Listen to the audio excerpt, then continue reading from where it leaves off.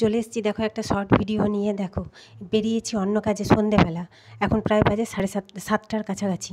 এসছি অন্য কাজে, মেয়ে বললো মা একটা নেল পালিশ কিনে দাও, ওই জন্য নেল পালিশ কিনতে এসেছি দোকানে। এই দেখো নেল পালিশের সাথে এগুলোও দেখছি, লোকে দেখছে অবশ্য, আমি না, লোকে দেখছে, সেগুলো একটু ভিডিও করেছি। চুড়ি আছে, নেল পালিশ আছে, হাতের ব্যাঙ্গেল আছে, এই যে এগুলো পলা বাঁধানো আছে, এগুলো দেখে নিচ্ছি একবার করে। সবাই দেখছে, ওই ক্লিপটা মেয়ে নিয়েছে। চলো বাড়িতে যেয়ে তোমাদের দেখাচ্ছি। এখন বাড়িতে এসে গেছি, এই বইটা নিতে অ্যাকচুয়ালি গেছিলাম বেরিয়ে হেঁটে হেঁটে মা মেয়েতে। তো যাই হোক, এই ক্লিপটা নিয়েছি, মেয়ের ক্লিপ ভেঙে গেছে।